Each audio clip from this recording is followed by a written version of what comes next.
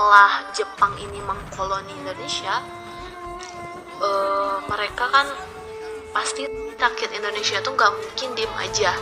Makanya timbullah perlawanan-perlawanan dari berbagai daerah dengan berbagai bentuk. Ada yang mulai diem-diem, perlawanan diem-diem, sampai perlawanan yang bersenjata yang dilakukan karena Jepang itu udah mulai kurang ajar lah istilahnya.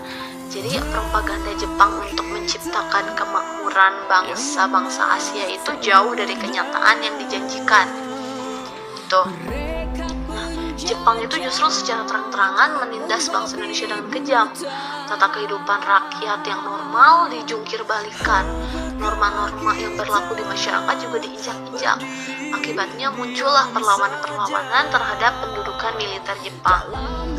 Dan perjuangan para pemimpin bangsa dalam melawan pendudukan Jepang ini dilakukan seperti yang aku bilang bermacam-macam. Yang pertama itu ada dengan perlawanan strategi kooperasi. Perlawanan dengan strategi kooperasi atau bekerja sama ini muncul karena Jepang melarang berdirinya semua organisasi pergerakan nasional. Jadi pemerintahan pendudukan Jepang mengeluarkan kebijakan yang hanya mengakui organisasi-organisasi yang bentuknya ditujukan bagi kemenangan perang Asia Pasifik.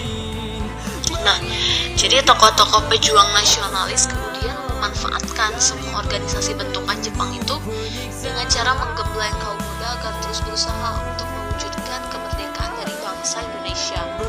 Selain itu juga mereka berhasil merumuskan rancangan UUD dan dasar negara yang akan ditemukan apabila negara itu telah merdeka. Jadi beberapa bentuk perjuangan bangsa Indonesia dengan strategi ini bisa dilakukan melalui organisasi Putra, terus juga ada Jawa Hokokai, ada juga MIAI dan Masyumi, terus juga Chuo Sangiin, dan lewat PKI dan PKI. Jadi di sini mereka melawan ingin merdeka tapi dengan cara-cara yang masih oke lah, aman gitu, cara yang aman. Mereka kumpul, berdiskusi, merumuskan, mencari tahu gimana caranya untuk merdeka. Walaupun Jepang pun gak tinggal diam. Buktinya dengan dibubarkannya organisasi Pusat Tenaga Rakyat yang dianggap mengkhianati Jepang gitu. Itu kan dibubarin. Mau tahu ceritanya gimana? Langsung aja disimak di lesson sebelumnya. Okay. Yang kedua itu ada perlawanan dengan strategi gerakan ilegal atau strategi di bawah tanah. Nah, pergerakan ini muncul akibat terlalu kuatnya pemerintahan Jepang melarang golongan oposisi. Jadi gerakan nasionalisme yang ada itu ternyata nggak mampu menandingi kekuatan pemerintahan Jepang. Oleh karena itu, beberapa pejuang nasionalis akhirnya mengambil jalan untuk lewat tindakan ini, tindakan yang ilegal. Dan strategi perjuangan tersebut ternyata bisa terorganisir dengan rapi dan dilakukan rahasia. Jadi mereka diam-diam bersembunyi untuk menghimpun kekuatan rakyat, terus juga berusaha menekankan semangat kesatuan dan kesatuan dalam perjuangan. Dan jaringan ini pun dilakukan lewat perusakan terhadap sarana dan prasarana milik Jepang. Terus beberapa juga ada yang melakukan sabotase. Dan beberapa kelompok pergerakan nasional yang dijalankan menggunakan strategi bawah tanah ini antara lain kelompok Sultan Syahrir. Jadi kelompok Sultan Syahrir ini merupakan kelompok pemuda di bawah pimpinan Sultan Syahrir. Mereka itu ada di Jakarta, Cirebon, Garut, Semarang, dan masih banyak lagi. Jadi kelompok ini tuh sangat anti fasisme Jepang. Yang kedua ada kelompok Haigun. Kelompok Haigun ini merupakan perhimpunan para pemuda yang mempunyai hubungan erat dengan Kepala Perwalian Angkatan Laut atau Kaigun. Jadi Kaigun itu Angkatan Laut, yaitu Laksamana Maeda. Yang ketiga kelompok Sukarni. Kelompok Sukarni ini merupakan kumpulan para pemuda anti Jepang di bawah pimpinan Sukarni. Yang keempat kelompok Persatuan Mahasiswa. Ini tuh terdiri dari mahasiswa kedokteran yang bermarkas di Jalan Perapatan nomor 10 Jakarta. Selanjutnya ada kelompok Amir Syarifuddin. Kelompok Amir Syarifuddin ini merupakan kumpulan pemuda yang berpaham sosialis dan selalu menentang kebijakan dari pemerintah Jepang. Jadi itu dia dia beberapa perlawanan yang dilakukan dengan strategi ilegal ini, tokoh-tokohnya.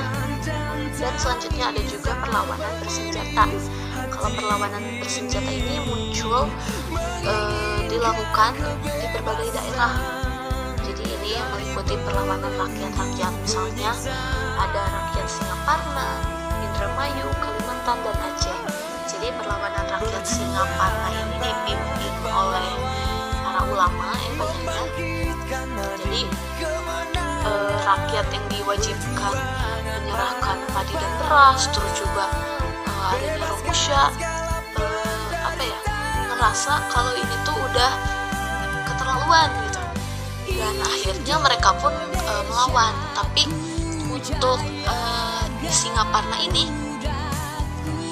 lebih khusus mereka protes, mereka melakukan perlawanan karena adanya perintah untuk melakukan sekerei. Sekerei itu apa? Udah aku jelasin sebelumnya, yaitu upacara membukukan badan menghormati ke arah matahari gitu, ke dewa matahari.